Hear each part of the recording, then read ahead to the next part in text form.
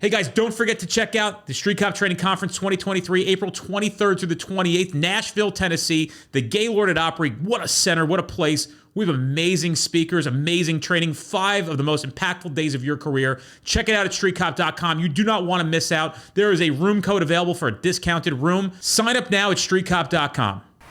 111, 110.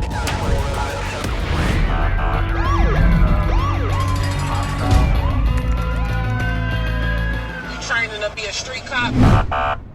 Rob, give us your bio, man. Like, I just kind of flow with this shit. Usually jump on these podcasts and it just starts to happen. I don't want to interrupt that shit by giving a fucking introduction. So yeah, go with your bio, brother. Give us your whole thing. I'm just in gratitude that, yourself, your group would reach out to me and give me some time to talk, because I'm doing good work and I'm a living example of what we're doing, which is very different than just kind of talking it and preaching it and putting that on other people. I'm actually doing it. And then I show people, hey, here's what I'm doing. And if you can live this way, even just 1% more each day, then you too can alleviate some of the issues that you get from combat, from long work hours, trauma, all these crazy things that I really address. So quick bio. I'm from South Carolina, born in Kansas, raised in South Carolina. After high school, went to go wrestle up in Iowa, dropped out because I was a knucklehead, went back to the Carolinas, started an insurance brokerage, went into business, did very well, but I got bored with my life. And at 28 years old, imagine this, 28 years old, right? Like I have nothing better to do than join the military, right? I said, I want to go be a Boy Scout and go join the military and go be crazy and travel all over the world. And I thought that they might send me to some cool places. What I didn't realize is that they were going to send me to the worst places in the world. So it wasn't much of a vacation. But I decided to join the SEAL teams on a whim, and I started training. I was still in decent shape. I competed in wrestling in high school and in college. That's what I went out there for. And then I transitioned to jiu-jitsu. So I'm still running and training and competing. So I felt okay. But what I learned was that it would take very much more than just physical prowess to make it through this program. And you sacrifice a lot. So I went through the program. I made it into the SEAL teams. I did 8 years. Learned a ton about myself, about the United States, about the world. I came out with a very different perspective than what I went in with. I took on a lot of stress of my own, traumas that just kept coming back in my nightmares, traumatic brain injury from blast exposure. I was sleeping like crap. I had mild obstructive sleep apnea. And then my friend committed suicide. And I looked at his situation as, I think this is related to sleep. I think he lost his mind because he wasn't sleeping. And so I really dug into that. I left the Navy, actually got hurt and was medically retired.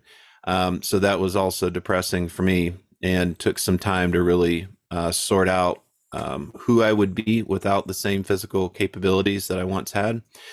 So a lot going on. So I did end up getting accepted at UCSD, went to grad school, really put my best foot forward in understanding sleep and the relationship between sleep health and mental health and suicidality. I'm so passionate about Ryan Larkin's death.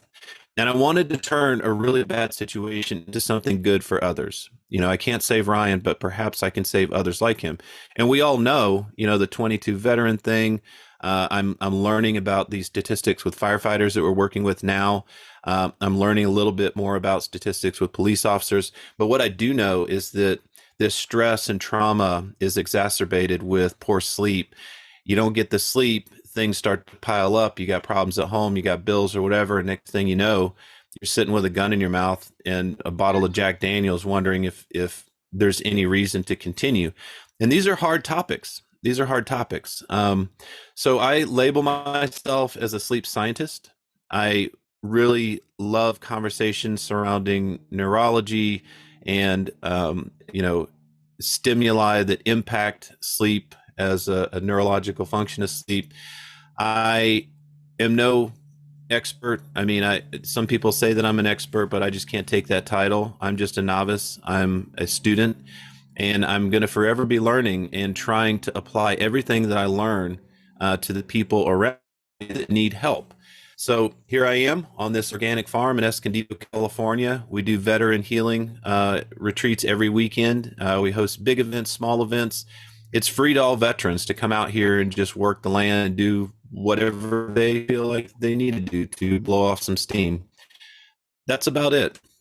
Let's start with this, because I'm sure there's obviously in our community, we have teetering on 400,000 subscribers, and a lot of law enforcement officers are actually obviously prior military. Where can they find that information? Let's start with that, right? And we'll circle back around to that later as well. But to get in touch to find out more about your program in Escondido. The Escondido program is part of guardiangrange.org. And if they just reach out to us, they can get plugged in if they're driving distance from Escondido. For the sleep-related items, all of your followers who are looking at their sleep saying, gee, I wish I could improve my sleep. We started a nonprofit this year, so we're just getting off the ground.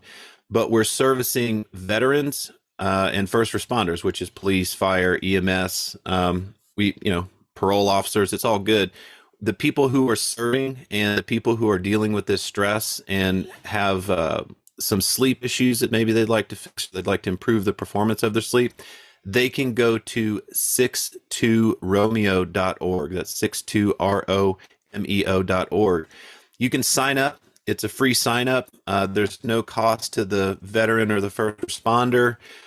We are looking for placement with donors that support them.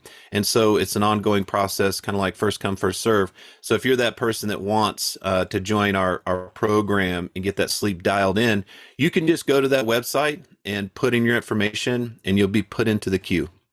What was your experience with sleep? I have to imagine some of that must have been a motivation for you to get involved in the sleep arena, for lack of a better term. So the beautiful thing about my position with sleep, because most of the sleep scientists and the people talking about sleep out there are not combat veterans, are not, for the most part, they're females, which is totally fine. But me being a Navy SEAL who went through what I went through and struggled with sleep deeply, I feel like I'm in a good position for people to listen to me, because I didn't believe that sleep was important. I didn't care. I went through training. Obviously, in Navy SEAL training, we have the Hell Week and we're awake for 5.5 days. That's a major thing in sort of the structure of how I viewed sleep. But then you go on missions, you go on deployment, you go on training, and you just don't respect sleep and you push forward. And sometimes the command won't allow you to get enough sleep. And sometimes it's cultural. The guys around you or the girls around you will not allow you to take a nap throughout the day, because that's not tough. That's not, we look at sleep deprivation sometimes as a badge of honor. Like, oh yeah, I can stay up and still operate and still function. But that's stupid. And I'm saying that out loud to everybody who is still holding on to this concept that they can just keep operating without sleep. It doesn't make any sense. The science is out. Good human performance is based on good balanced sleep, good nutrition, good exercise, and a number of different things we can talk about. So now that I've kind of been through this whole process of really not respecting sleep, understanding the impact of sleep, and then turning to sleep science to improve my own life, now I see the benefit. And that's what I want to relay to everybody, that, hey, if your sleep sucks, there are avenues to improve your sleep. And beyond that, your family, your longevity, there's so many things that are relying on you being present and you being the best version of yourself. You can't let the stigma of sleep deprivation being okay to impact your life in a negative way, and it will. How, this may sound like a ridiculous question, but I think it really emphasizes the point. If somebody's listening to saying, well, that means there's an episode on sleep, Dennis? Yeah, it is. And the question I have for you, and I think that Rob will explain it, how important is sleep? You've kind of touched on it, but to get to the importance of it, what is so important about sleep itself? Sleep is critical to the process of recovery for our muscles, for our immune system, for our cognitive function, for everything. And, I could go on an hour-long diatribe about the individual components of recovery during sleep. But let me paint a picture for you, right? So if we are, let's say we're working a fairly rigorous schedule as a police officer, and we're getting less than 6 hours of sleep per night. When you are getting in that 5.5 to 6 hour range of sleep for 5 days straight, we can test you on a psychomotor vigilance task, and you will have the same cognitive performance as somebody who's legally inebriated, right? The person that you pull over and you do the breathalyzer test, and they've popped over a 0.08. So now we're looking at, okay, if we are not getting enough sleep on a regular basis, our brain is not functioning as sharply as it could. If we are working 20 hours or more, you're going to reach that same threshold. So when we look at why is that important? Well, most mishaps occur due to fatigue, right? We talk about mistakes and due to training and all this stuff, but if you're fatigued, the likelihood of mishaps goes up dramatically. To go another step further, your ability to process facial expressions and to understand threat, emotional intelligence is severely hampered when you're sleep deprived. So imagine you get into a situation where you're supposed to read the individual who may be a threat, or he may be, you have to analyze that situation and make a split-second decision saying, do I need to draw my weapon and take this person's life? And that is the matter of life and death that we all take on, that responsibility as military and first responders and police. And so sleep is 100% important. That's just in the day-to-day. The long-term effects of sleep deprivation get into the way that your endocrine system functions, the way that your hormones function. We can link sleep deprivation to all-cause mortality. We look at cancer and heart disease and hypertension, and all these things have a direct link to sleep health. I will tell you that one of the scariest things to me is that when you get into deep sleep, your brain can reduce in size by as much as 60%. So the brain inside your skull is atrophied, and that allows the cerebrospinal fluid to go in there and rinse away buildup of tau protein, of beta amyloid. We link that to Alzheimer's. But another thing that happens is all those immune cells come into the brain and they keep this healthy brain function. So if you're not getting enough sleep, some of those functions can be impacted, right? And so brain health, muscle health, hormonal health, and what you notice is that over a career, you start to develop these, like all the guys at that are working the same shift start to have the same issues, right? Maybe after 10 years, 20 years, 30 years. And so those commonalities are there for a reason, right? Because of the rigorous stress, because of the lack of sleep. And so the way to combat that is to get into the best possible sleep cycle that you can. The firefighters that we're working with now, especially out here in California, are sometimes working 2 and 3 day shifts where there's no protected sleep period. And you got these calls at 2 a.m., 4 a.m., like clockwork. And it breaks my heart because these guys are so awesome and they go out there, and a lot of times these calls are like nothing. Like it's almost like people just want attention. It's not a real emergency, but that impacts their sleep. Now they don't get sleep. So one of the things that we're looking at with them is, okay, how can we put in some tactical naps throughout the day? Can we add up to a cumulative 8 hours of sleep throughout the day? Because that's the best we can do. So if we're working from the best that we can do, that's a lot better than just, well, I'll drink some more coffee and I'll just sleep deprive myself. Even weight gain, right? Some guys struggle with weight gain. Well, your leptin and ghrelin hormones are directly impacted by your sleep, right? And those hormones are what regulate how hungry you feel and how full you feel. They've done studies where they put sleep deprived folks into a room with a buffet, and they specifically put choices of like chips and candy and things that are less healthy. And then they had two groups: the sleep deprived group and the well slept group. And the well slept group went through and ate healthier items, and the entire group that was sleep deprived automatically went to the sugary, fatty food. I mean, any of us who've been on surveillance, which is part of what I did in the military, know that that diet immediately starts to get out of hand. Like, you've been out there, you're on surveillance, you're out there, you're a little bit tired, and you start craving those chips and those snacks. And I've just lived it firsthand. It's a real thing. So getting good sleep not only helps your body restore, recover, it allows you to be present and 100%. This is really a topic about human performance. Can you explain circadian rhythm a little bit? Absolutely. So circadian rhythm is your daily rhythm, right? Circadia just means the daily evolution of your cycle, right? We have a circadian rhythm that we go to sleep and we wake up. But every element of our body has its own circadian rhythm, right? So we have a cortisol circadian rhythm. We have a melatonin circadian rhythm. And as we go throughout our day, we function best when all of our circadian rhythms are in sync.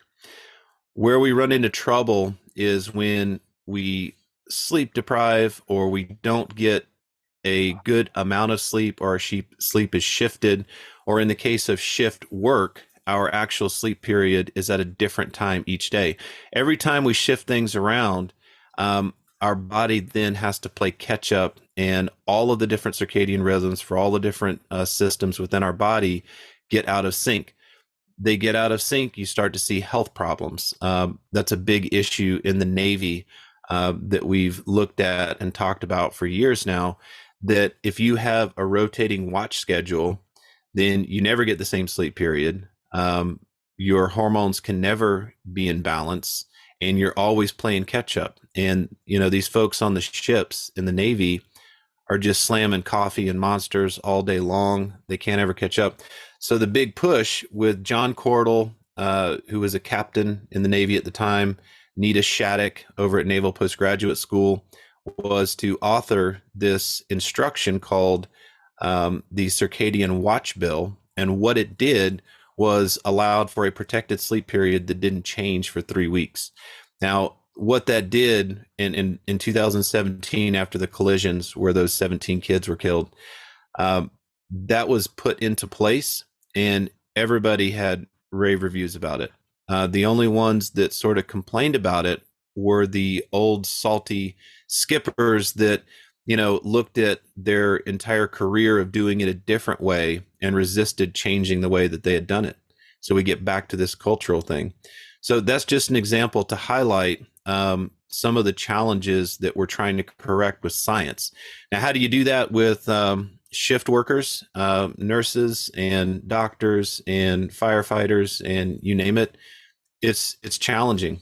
It's really tough, because if you're going to work, you're pulling the night shift, and then you have a social shift back into the normal schedule that your family has. You have a normal nighttime schedule, then you're shifting your system. And every single time you shift your system, you're off. And most of the time you can feel it, but sometimes you can't, but it always impacts you. It always affects you. So the optimal way to sleep is consistently with the same sleep period every night to the best of your ability, and that becomes a consistent circadian rhythm. So day shift and night shift technically would be okay as long as there was some consistency, even on your days off, to stay consistent with what time you actually go to sleep. That's correct. The optimal way to sleep is to wake up with the sun, get sunlight and a temperature increase, cortisol increase throughout the day. And then as the sun goes down, we get those signals into the eye and into the brain. Temperature cools off. We go to bed at nighttime, with some people preferring to go to bed earlier and wake up earlier. depending on your chronotype, and some people preferring to stay up later and wake up later. That's me.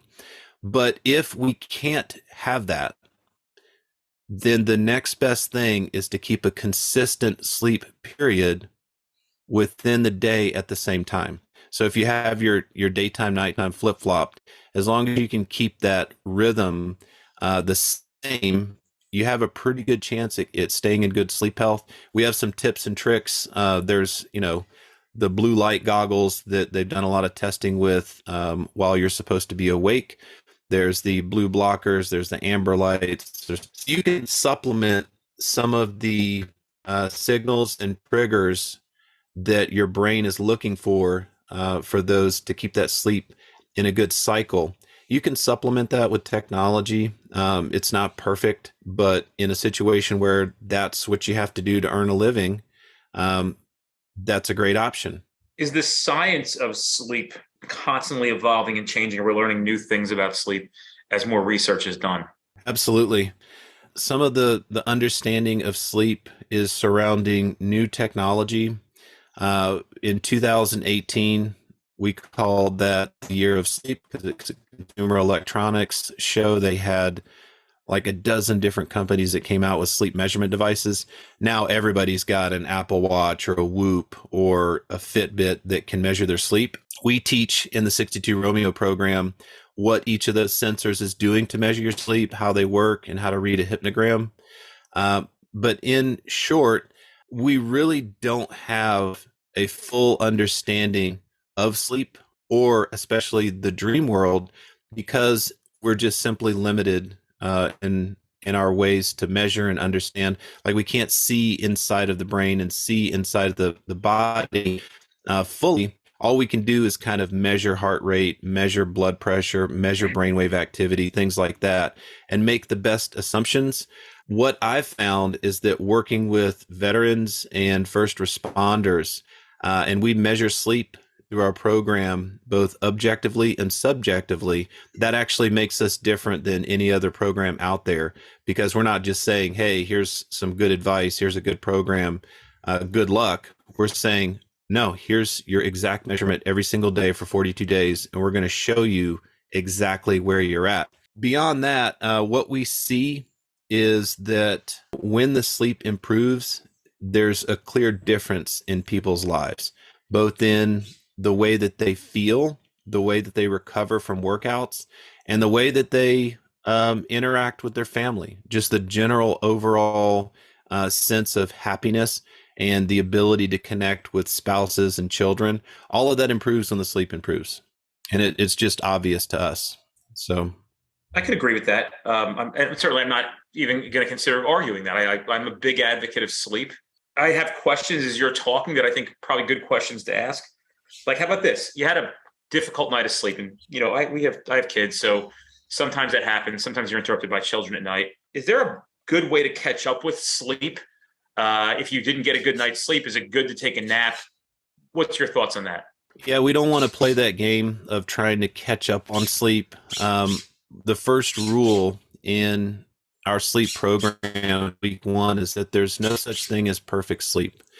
It's never going to be perfect, especially when you have children. When you have children and as they're babies and infants, you have already committed to losing your sleep, and that will impact you the way it does, but it's all worth it, right? It's all worth it for that kid. So if you didn't get a good sleep last night, what you should do is continue with your routine the next night. Don't change anything. Now, if you're, with the firefighters that we work with, they have to shift to the firehouse and have to shift back to normal life. We have some challenges there, and you have to have kind of 2 separate schedules and 2 separate strategies. But in general, you want to keep the exact same schedule. Now, let's take my dad, for example, right? The guy's been working at this one place for like 30 years, and his routine is he never gets more than about 6 hours of sleep per night. but he religiously gets a 20-minute nap at lunch every day.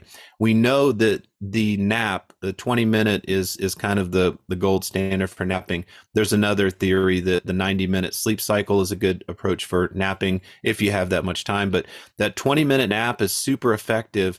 And what we've seen is that you can get as much of the restorative effects of an entire sleep cycle within that 20-minute period. In general, that seems to be true for most people. So if your routine is, I get a nap at lunch and I get 6 hours of sleep, and that totals up to, approximately 7 or 8 hours, like I'm getting full restoration with that. If that's your schedule, then that's what you should return to. Even if you have a terrible night and you don't get enough sleep, try to return to your normal rhythm. That's what we want. We want consistency and rhythm. That's what's going to keep our cycles moving and all of those different circadian rhythms in sync. So what I'm hearing you say is that sleep essentially can be different for everyone. Nobody has the same exact patterns. We just need to meet and have people know if they're getting enough sleep. That's what I'm curious about. It's a challenging topic because if you don't feel good when you wake up, how much of that is actual sleep deprivation and the lack of restoration, and how much of that is psychological? That's stuff that we get into in the program. But if you do feel like you're not getting enough sleep, you feel tired or not recovered in the morning, that's a pretty good indicator that you're not getting good sleep. One of the first things to look at, especially if you're a bulkier male or you're heavy set, you've gained some weight over the years, whatever, is that you may have some obstructive sleep apnea. That's something that you need to talk to your doctor about. They can do a test to see if you're not breathing at night. That can impact your sleep, your brain function, and you can feel like garbage the next morning. But there are a ton of different devices to measure your sleep out there. Now, I say that with a grain of salt. If you are going to get a Fitbit or a Whoop or an Apple Watch and measure your sleep, just know that these are not 100% accurate, and they do their best with their algorithm to measure your sleep, but it's a pretty good indicator, right? So now you have an idea of how much sleep the device has measured that you got.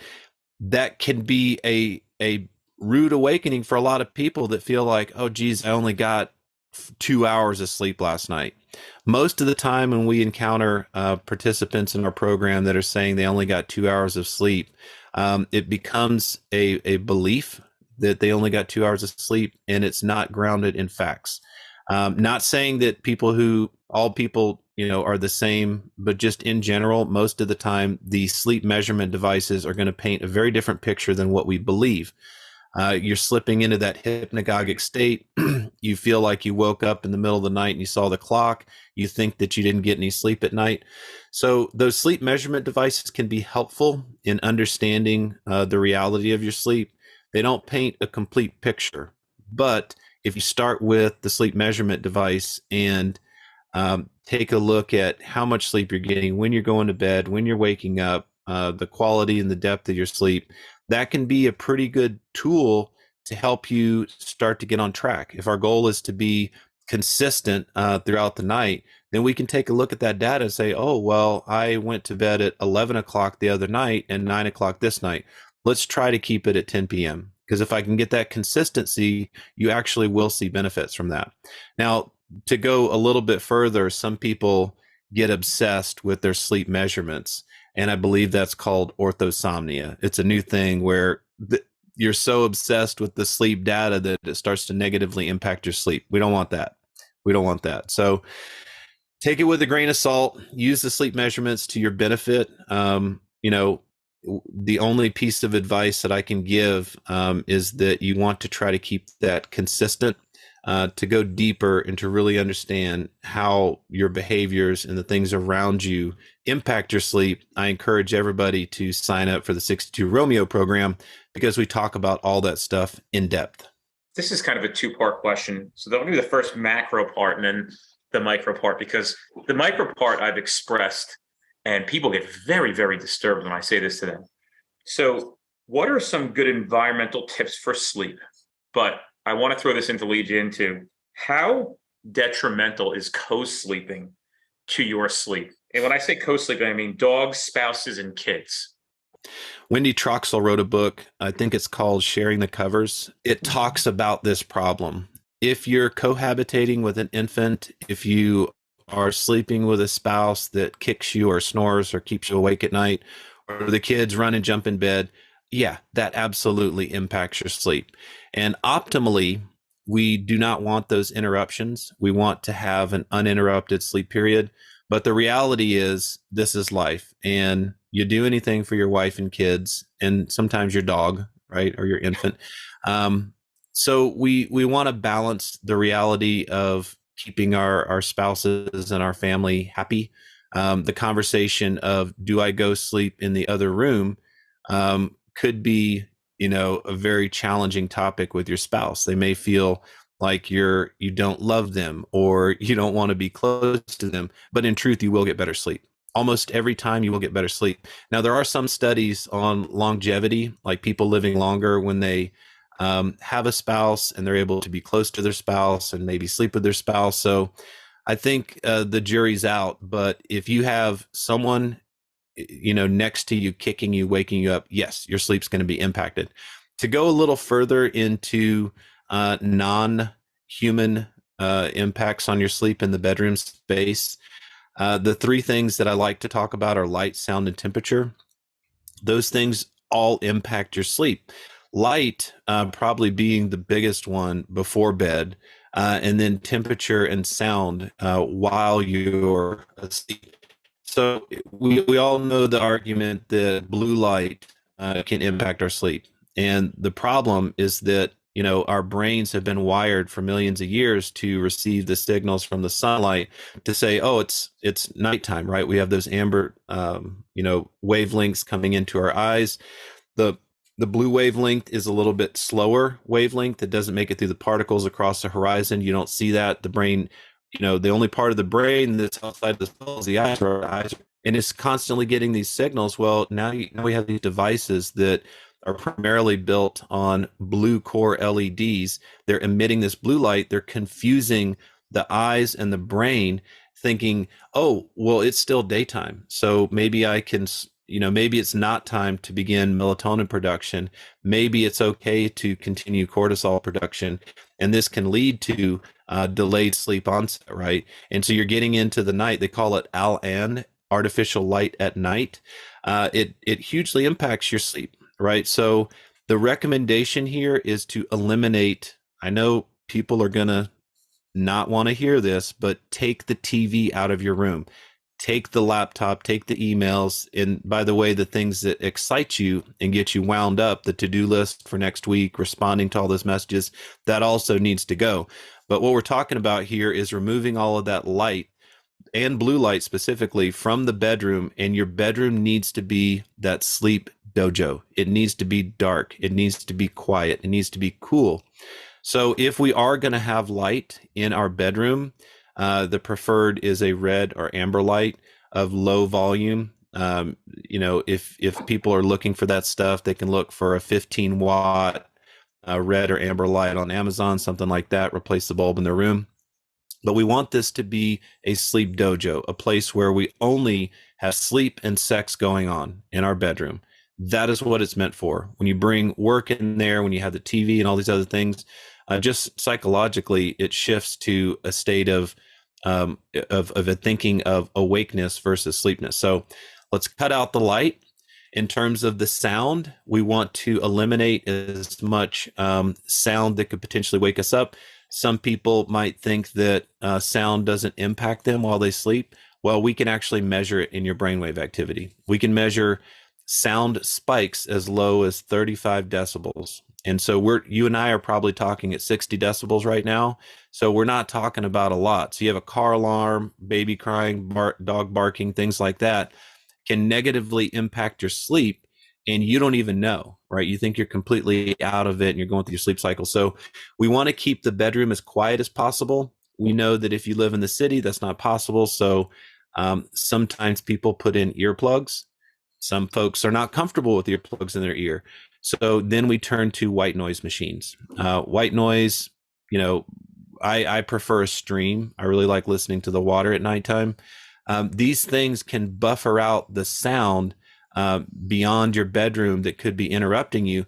And when you raise that level with a melodic sound, your brain can relax to that, and the other noise spikes external to the bedroom are buffered out, right? So you turn on that white noise, you can't hear the stuff outside, you're good. You can go to sleep. The last thing is the temperature. 68 degrees is good.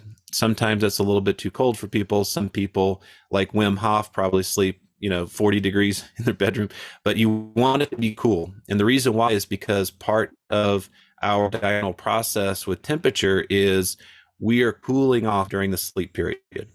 During the day, we want to heat up our body. We want exercise. We want sunlight. At nighttime, we want to cool off the body. And one of the markers that we look for when we're measuring sleep is that low core body temperature. It might be at 2 a.m. Whenever it is, your body needs to cool off. There's also a 1 degree drop in temperature that typically happens before you're triggering into sleep. So if we have a cool sleeping space, then we're making it easier for our body to slip into sleep. And that's what we want. We want less effort, less work. We want less awakenings because you're hot and sweaty. There's, studies done at the CDC where they're looking at the number of reports of sleep complaints based on heat waves in areas where they don't have air conditioning. And it's clear when it gets hot and sweaty, people don't sleep as well. When it's nice and cool, dark, quiet in the bedroom, that's the optimal environment for you to get the best sleep performance. I just want to let you know, Rob, I love this shit. Love it, bro. I do, man. I am constantly trying to life hack, but I love hearing it. More questions for you. What about sleep aids? So about like a Z-Quil or a NyQuil, good, bad? Well, first of all, it's not good. I was addicted to NyQuil to go to bed. That was my remedy at one point in time in my life before I knew anything about sleep. And it felt like the right thing to do, because if you're wound up and you have night terrors or traumas or things that your mind is racing and you can't turn off your brain and you just have to get to sleep, it's like, okay, this is my solution. And maybe I feel groggy in the morning, but it's okay. I'll just keep doing this. It's not good because it's sedative-induced sleep. Now, I say that with a grain of salt. Everybody's life is different. And if you just dealt with a death in the family, you got some gnarly stuff going on. Getting, perhaps some sedative-induced sleep, and this starts to edge on a conversation that you need to have with your doctor. But because I'm not giving medical advice, but if you're in a situation to where you have to make the decision between a full night of sleeplessness, absolute insomnia, or maybe just take a sedative to get some sleep, sometimes that sedative can be a more effective method for getting sleep if you're just not going to get any sleep at all. But overall, we don't want to use sedatives to sleep for two reasons. One, sedative-induced sleep is not real sleep. You can't go through the same restoration, and all these different things that we've been talking about can't occur in the same way if you're on drugs, right? And so then beyond that, there becomes a psychological trigger associated with whatever, right? It could be a placebo. It could be, for me, it's meditation, right? When you have a process of doing something to get a result, you can begin to think that, oh, I need that NyQuil to be able to go to bed. If I don't have that NyQuil, I don't have that Ambien, I can't go to sleep. And that's a psychological game that we want to stay away from, right? Because we are in control of our sleep.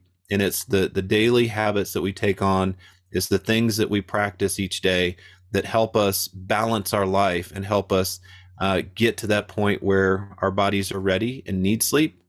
So the correct way to go about sleep is to keep your life in balance. If somebody is trying to find a better way to go to sleep and wanted to get off of, some kind of sleep aid, what are some, I know that you talk about designing the environment, shutting it all off. Are there anything on YouTube or any advice you have, breathing techniques that get people to fall asleep faster? Anything that you can give? Absolutely. Now, I just did my first breathing exercise on Insight Timer. So I'm new to this. So I think they're okay. You can go on there. They're pretty difficult. I do box breathing. But if you want to use Wim Hof, or if you want to Google your own stuff, one of the things that really helps out with falling asleep is transitioning from a awake and potentially wound up and anxiety state, especially for veterans and first responders. A lot of times what I hear is that, oh man, I'm just wound up before I go to bed. I have all this stress and I just can't turn it off. In those situations, and everybody's different, but in those situations, typically what we're looking at is a sympathetic nervous system response, right? They're in a permanent state of fight or flight because they have to be on edge. They have to be sharp to respond to whatever call they have. So when we're transitioning to bedtime, we need to take into account who we are and who we've become, right? We have to turn that off. And so we have practices can transition our autonomic nervous system from this sympathetic nervous system state, this fight or flight, and into this parasympathetic nervous system state, which we call rest and digest. So all we're doing is shifting from high anxiety to chill, right? And the way that you do that is through these breathing exercises. You can meditate, you can do breathing exercises, you can do gratitude journals, you can do yoga. There's a number of different ways to approach this, but the easy way to get started is to just look for those breathing exercises. When you do the breathing exercises, you begin to sense your body and you begin to be aware of your surroundings. And it may not be easy the first time, and it may take a few times before you get it and your body starts to respond the way you want to. But if you take on these practices, you can begin to take control of your anxiety state, which is extremely important. I'll say one other thing. So being in control of your sleep, part of that is managing your autonomic nervous system, but also part of it is beginning this ritual. If we are designing a sleep dojo, we need to respect our dojo. How do we approach that dojo? An hour before bed. So let's say I got to get up at 0600, right? I want 8 hours of sleep. That puts me at bed at 10 p.m. I need to start my sleep routine at 9 p.m. I need to put on my sleep clothes. I got to put up the laptop, stop the emails, turn off the TV, stop the late night Netflix. These habits impact our sleep, right? And now we're getting into the routine. This is a good time to practice our breathing exercises or stretch. Our bedroom should be dark and tranquil. Candle lights are beautiful, but you got to be careful. You don't want a flame burning all night. That's the time to relax, down-regulate, and start to prepare for sleep. Maybe we want to get a book that we've been trying to read. That's a good time to read the book. Anything that's sort of slowing down and relaxing so that we're not trying to go from 100 to 0, boom, go to sleep. We function much better when we have that slow down regulation period in preparation for sleep. So hope that helps. Yeah, no, it's cool. Typically, I find that like 7 hours is like a real sweet spot for me. So I try to toy around with sleep. I have really such better days at 7. And then sometimes just oversleeping where I feel like I have good days, but not as sharp at 7. Why do you think that happens? I am a 7 hour and 15-minute guy. I think 7 hours is fine. Everybody's different. You have to listen to your body. If you want to go nuts about it, you can start looking at your blood work, right? If 7 hours works for you, great. That's what you need to do. What we see in terms of large analysis of things like hypertension, weight gain, some of the negative side effects of not getting good sleep is that there's sort of a bell curve, right? So when you're sleep depriving and you don't get enough sleep, like let's say you're getting 5.5 hours of sleep, you start to see some of these issues arise.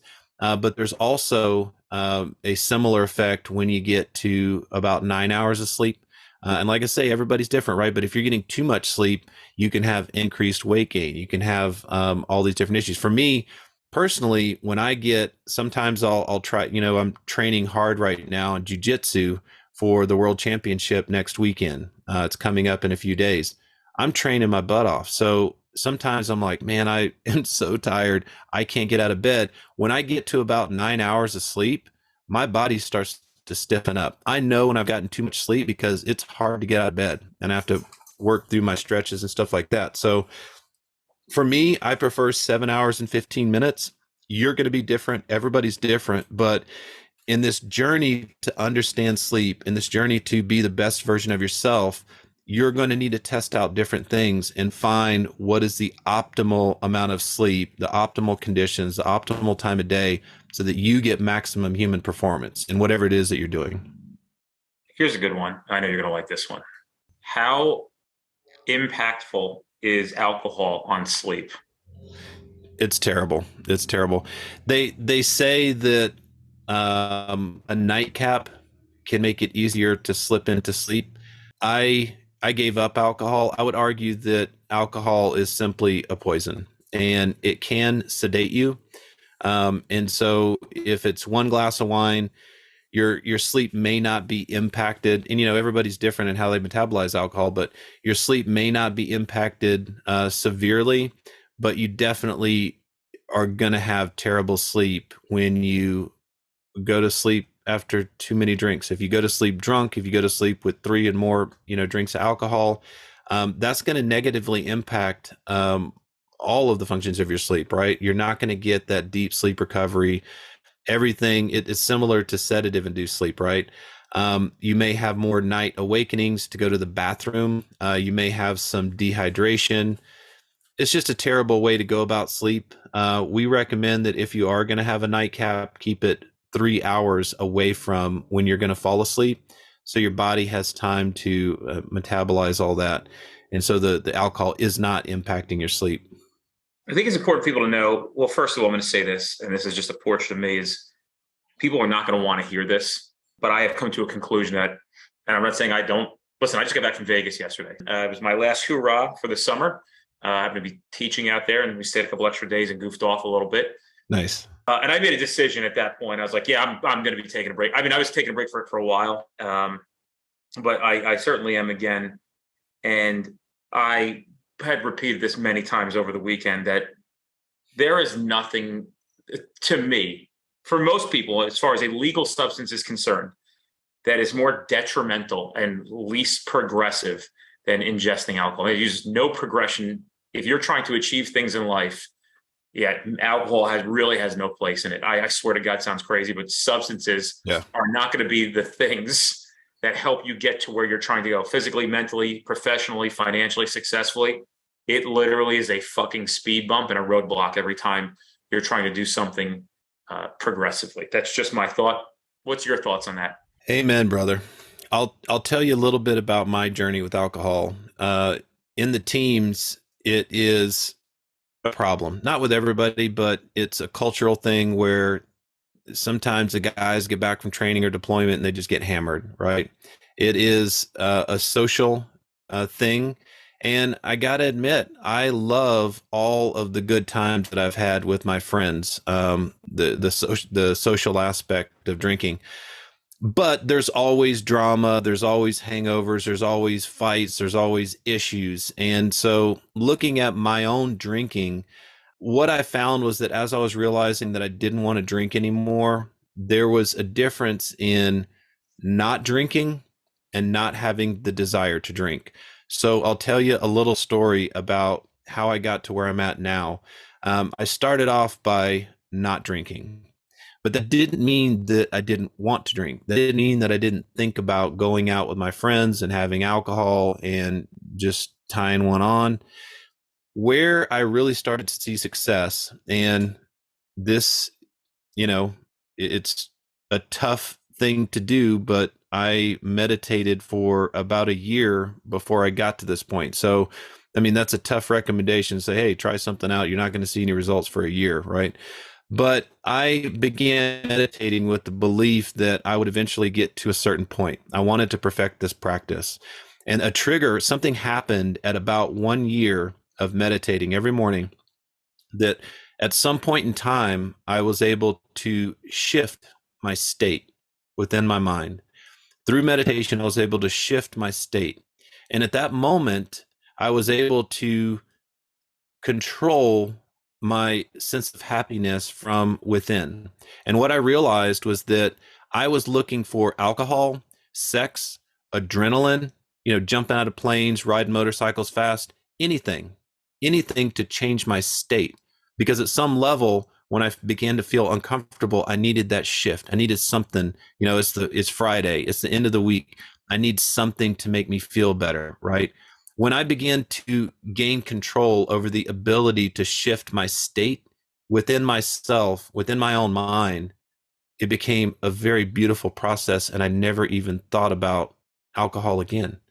And that's really crazy because it just turned off. It turned off my need to find these other things to shift my state, right? From sober to inebriated, from,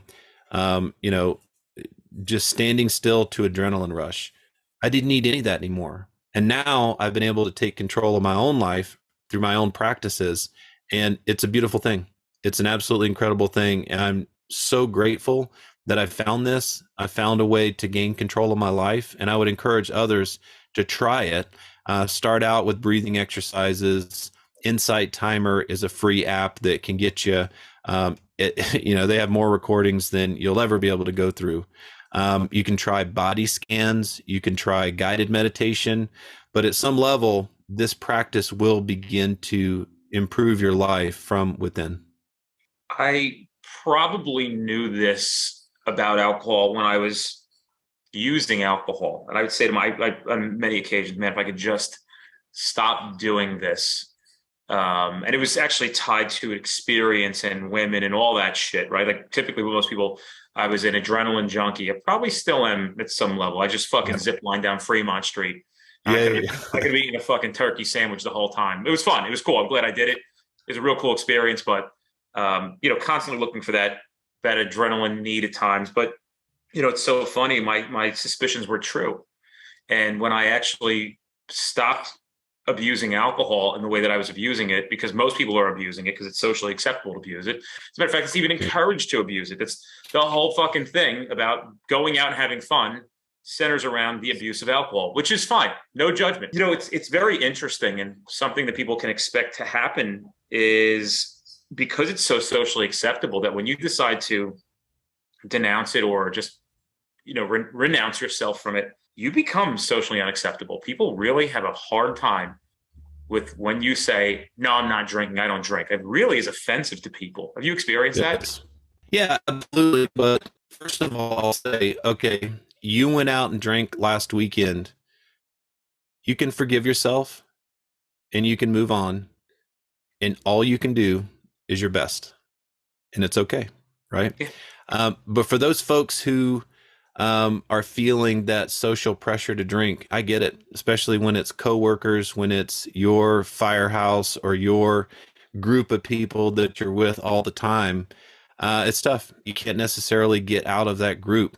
But when you make the shift to not drink, yeah, you might have to give up some of those long nights because as a non-drinker now, if you spend time with people that are drinking, there's always a point. Like you start the night and then at some point, maybe 2 or 3 hours into it, people start to get real stupid because now they're inebriated, right?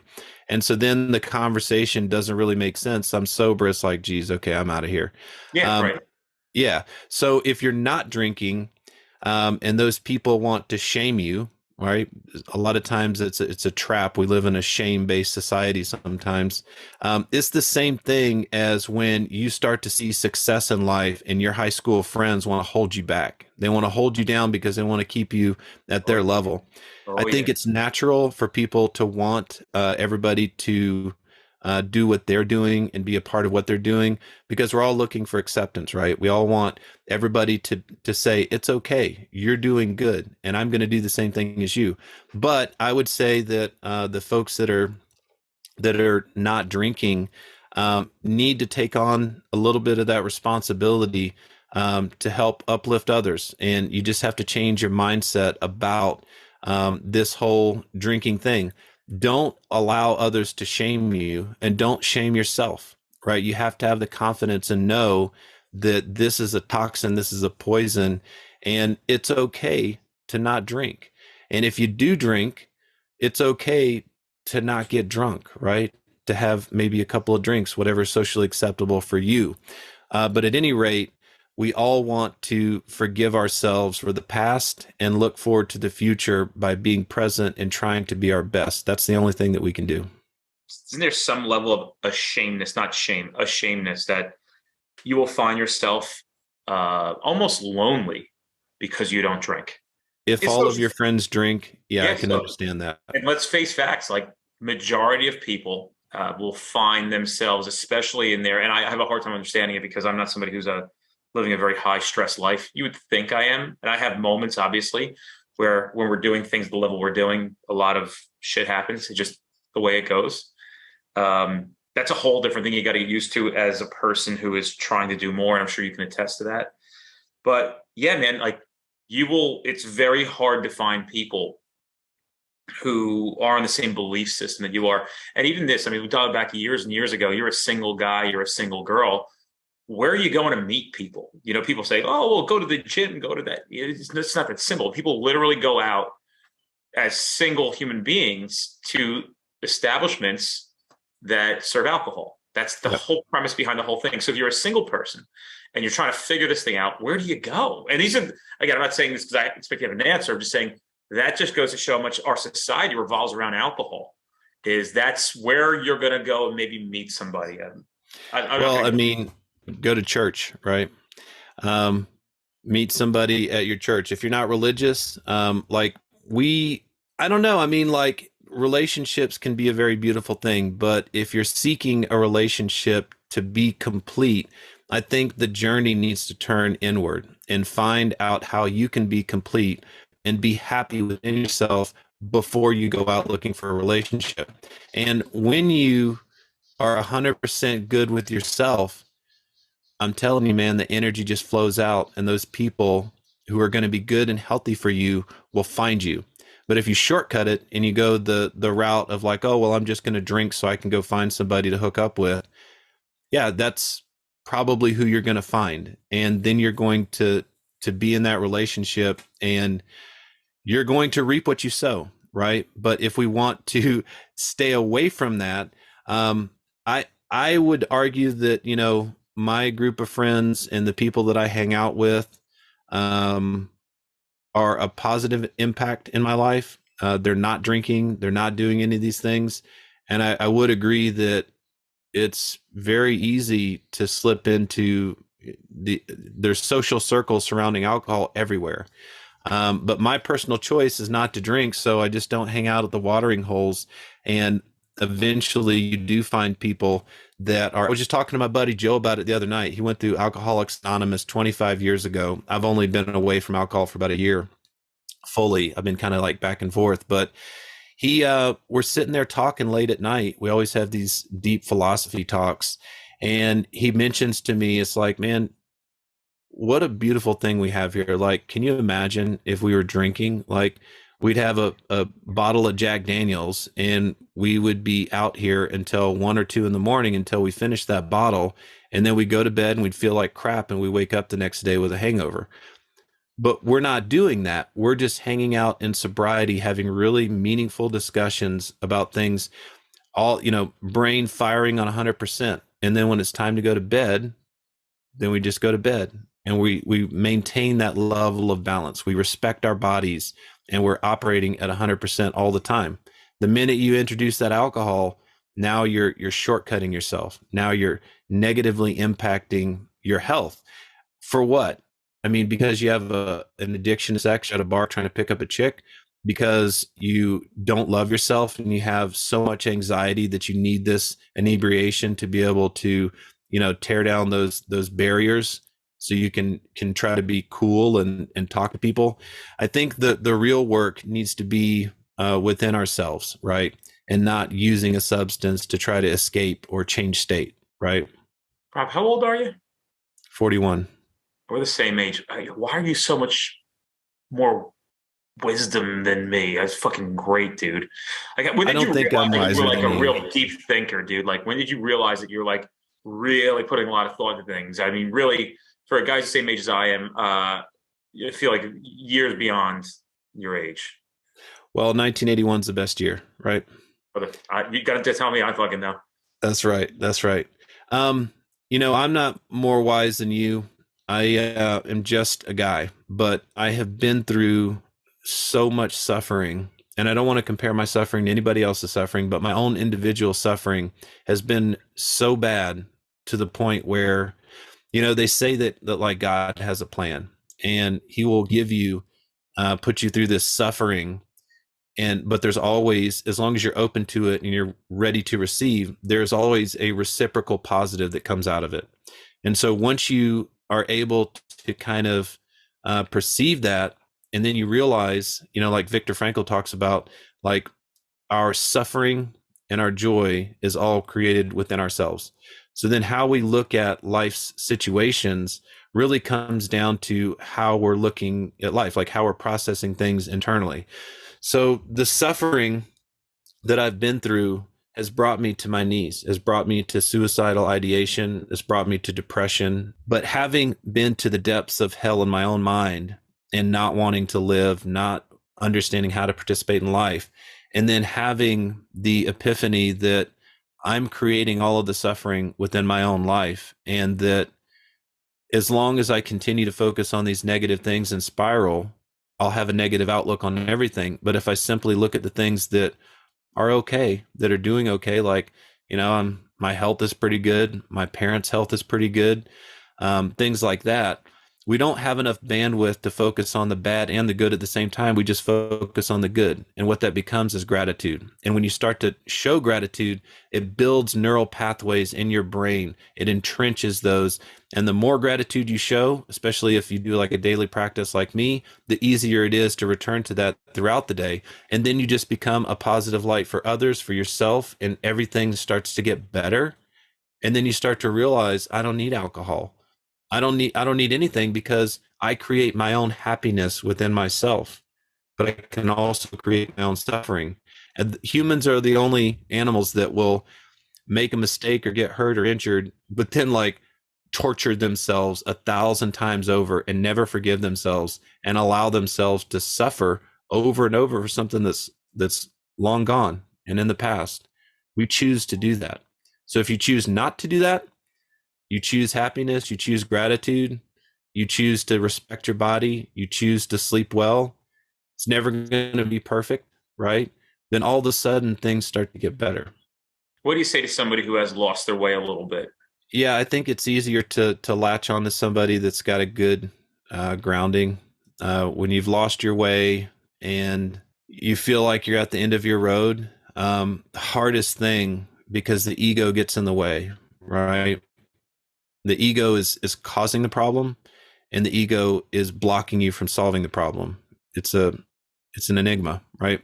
But I think if I were to say one thing, the best thing to do is to find somebody who's in a good place that wants to help you, right? Like for me, I reached out to one of my coaches, and he helped me get into therapy, get into treatment, help me get my life back on track. Without those people that loved me and cared about me and wanted to help, who knows if I could have done it on my own?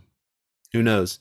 Because, like, what does Albert Einstein say? Like, you can't solve the problem that you created with the same thinking, right? So you have to, if it's you and you're in the muck and you're sort of perpetuating this suffering within yourself and you're going down a downward spiral, how is it that you're going to be able to pull yourself out? It's kind of a catch-22, and it's an extremely difficult thought to have. But if you do have some sort of support structure, there's somewhere you can reach out, I think that might be the best choice. Find somebody who is living the life that you want to live and do what they've done to get what they've got.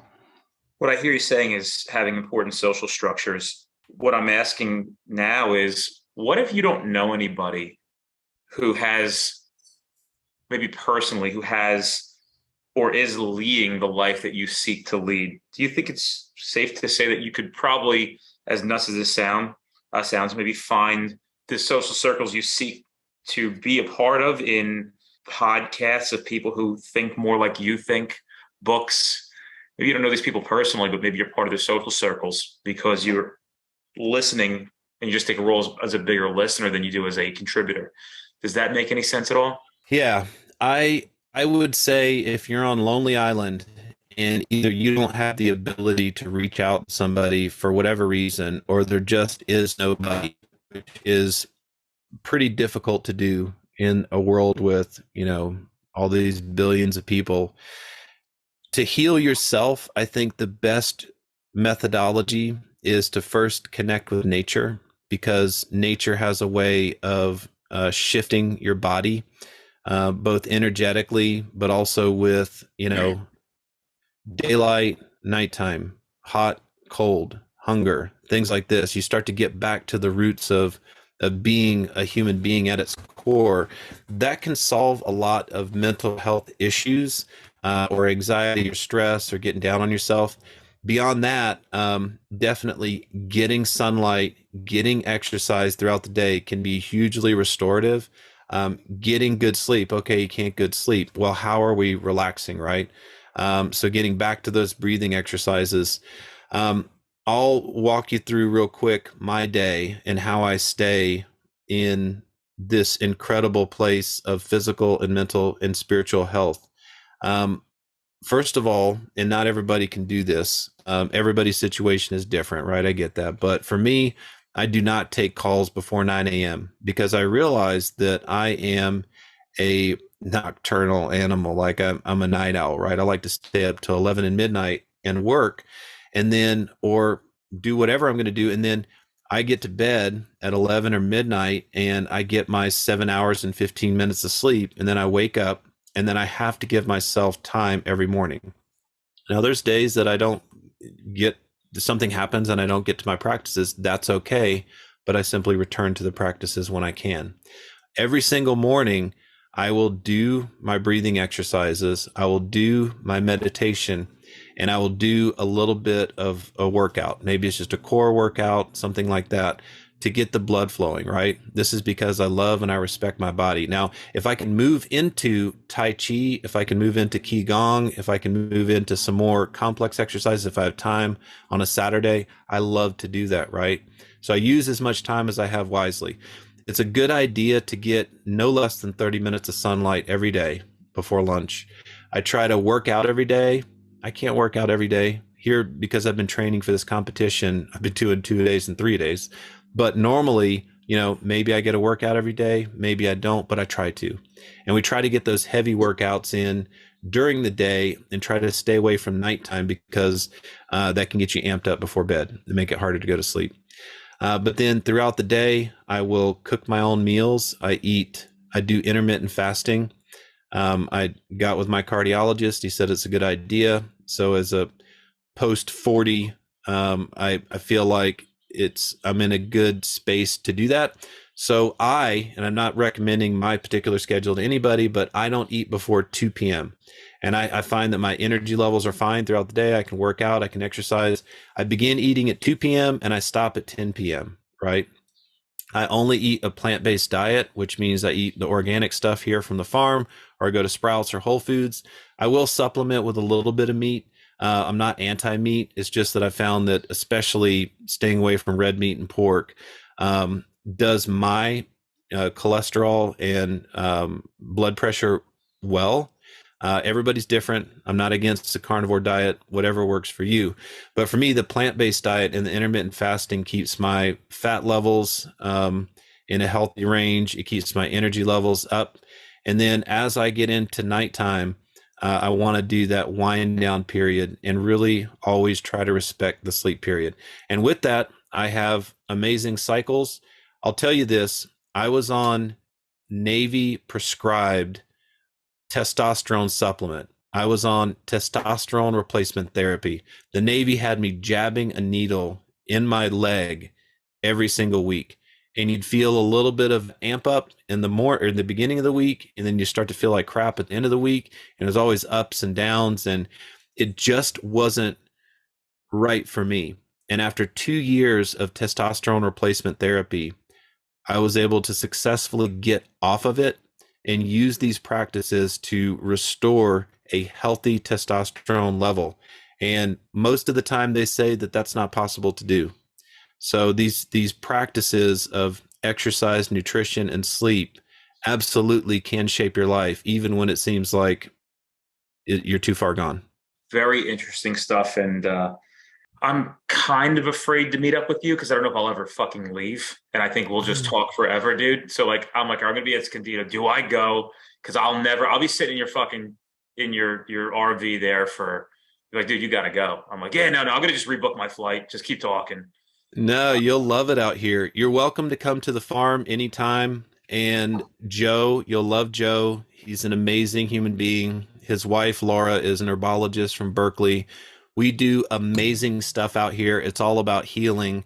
We have another big event coming out. We have Pacific College coming out, which is acupuncture, massage. We're doing yoga, stretch therapy. We got a hiking trail. We're doing ice baths. Man, we're just living our best life out here, right?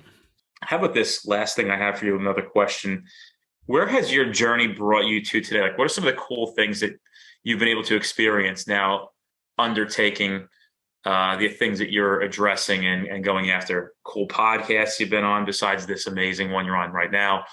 But, people that are cool have met in your life, all these, because, that shit happens to me now, right? We're doing this thing that's, if you don't have a lot of context of what the company does, just like you, cut from the same cloth, doing really, really good things for the world, for the law enforcement community and beyond.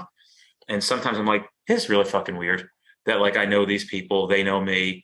So curious, what has happened to you or for you? I'm so happy and blessed to be in this chapter of my life because it's just all volunteer work and it's all just giving back. And I feel like in my 20s and maybe in my 30s, it was still self-serving and all about me and what can I get out of this world and out of this life. But I'm actually finding more fulfillment in giving back. And like 90% of what I do is all nonprofit work. I work for 4 nonprofits to help out. It's so rewarding and kind of we were is that because I am a living example of extreme discipline, of taking care of my body, respecting my space, the energy within my space, all of that, being very sensitive to others' needs and just being a good dude, right? I finally feel like I'm living my best life. And it's just so meaningful for me because you talk about it and you're like, man, I hope one day I can do, like, here's a list of things that I would like to do and I would like to be. I'm finally doing all the stuff that I wanted to do to be the best version of myself. And so with that, it's hugely rewarding. It's really nice to see success stories, especially with our sleep program. But something really personal and interesting that's been happening to me over the last couple of months is that a number of people have just made themselves present in my life in a way where there's just been a lot of crying on my shoulder and like acceptance, and like I feel like whatever energy I'm cultivating now is healing people and calling people to be better versions of themselves. And they're just in such gratitude. I've just never had so many people cry on my shoulder, and I'm there for them. And it feels good. It feels good because I feel like I'm making an impact in their life. Maybe it just shows how much pain there actually is in the world, Yeah. that people need somebody to turn to when they're in pain. You think you're good at reading people's energy now? Yeah. And I understand the pain. So it's interesting. I have friends of mine as well who kind of have found themselves on a similar journey as yours. Actually, one who was very recent, who we just had on our podcast. And she's like, everybody I talk to just starts opening up to me. I go, well, yeah, it's because you're now walking in the shoes of a healer. So what do you think is going to happen? You think it's just going to be ignored? People have opened up to me on significant occasions, and I actually had to get kind of trained on what to do to answer some of the questions that are way outside of my field of expertise. And namely to do with, I didn't kill myself because of something you said. And I'm like, things I haven't, look, I mean, I have struggled with my own things that life has presented me. There's no question about it. I don't know if anybody really gets a complete pass. I'm tending to believe my kids are getting a complete pass right at the moment. They've got a really good life, but obviously they deal with things, and certainly nobody's invisible to the things that life are going to throw at you. But I often want to make sure that with the responsibility of the things that we're taking, that we are giving responsible advice. So I had to go to friends of mine that were mental health professionals. Like, what do I say when somebody says to me, I was going to kill myself, and I decided not to because of years. And it started happening for the first time about a year and a half ago. And then it happened about 14 times after that, immediately. I spoke about it. I speak about it to this day. I try to walk a very careful line because of how sensitive a subject is and how much I'm not an expert in it. I'm not somebody who has struggled with that. Thank God. The thought has never crossed my mind. I'm not saying that to try to sound like I'm fancy. I'm saying that with the intention of I have complete compassion, but I will not go to that level because I don't know what that level is. I'm not trained on it. If things that I'm saying or the things that I'm doing are really helping people, then that's great. And I'm always eager to have resources where I can, point somebody in the right direction. I can't do everything for everybody. That's right. Yeah. So listen, man, it was a pleasure. I don't take any more of your time. We've been doing this for a while, and man, the just great stuff came out of this. I think people are going to find extreme value. Really, so impressed with you and everything that you're doing. And you don't have to hear from me because I know that you have internal peace in it. But boy, oh boy, I'm a guy who's into this shit, and boy, you fucking tickled my fancy today. That's for sure. I'm happy that. I'm just happy that I have something of value for you. That's cool, right? Dude, on behalf of everybody in the law enforcement community, this goes out to a lot of people, and plug where they can find you again. Instagram, all that shit. I do most of my snippets on TikTok, Rob Sweetman Sleep. I can be found on LinkedIn. I encourage all of our law enforcement and first responders and veterans to go to 62romeo.org. That's 62romeo.org. And that is a place where they can find out how our sleep program works. It's zero cost to them. It does cost money, but we have sponsors that pay for that, that love our veterans and first responders. What they need to do is go to the participant page and then just click on the apply and put in their information. And I can't guarantee the time frame that we get back to people, but we'll try to respond and get people queued up as fast as possible. And we just want good, healthy habits and good sleep for all of our folks out there. Well, I appreciate you, man. Thank you so much, brother. I appreciate that. Thank you for your service too, by the way. Thank you. That sounds kind of fucking weird to say and sounds very cliche, but I try to explain it. We have a lot of Navy SEALs on here. We had who do we have? Jason Redman last week. You know who Jason Redman is? I love Jason. Like, we're totally in sync. Like, we keep doing the same stuff. We were just in New York City together for the Hudson Swim. Jay's a good dude. Really hit it off. Real happy that I'm friends with him. He was texting me after the show. I said to him, look, man, I know that people say that to you. I don't have to explain it. I just really mean it. I really try to put myself in what you guys have been through. And I don't think people do that when they say it. They mean it in a good way, but I really, even though I wasn't there or went through what you went through, I try to put myself there. And as awful as this sounds, thank you for that. And I'm fucking glad it wasn't me. Right. Thanks, but I know the sacrifice you made, and I'm really appreciative that didn't have to go through the stuff that you guys went through. But and I'm sorry that you had to do some of the shit you had to do and deal with some of the things you had to do. I'm sure it wasn't fucking fun all the time. Yeah, but it's made me who I am today. Right? I agree. So, that's right. That's exactly right. Just know that I appreciate it. Thank you. All right, man. Appreciate you, man. It's a pleasure. Yeah, I texted you my information, so we'll see if we can get together. As I book my flight, I'll ask you. Awesome. Okay, sounds good. I'll see you, man.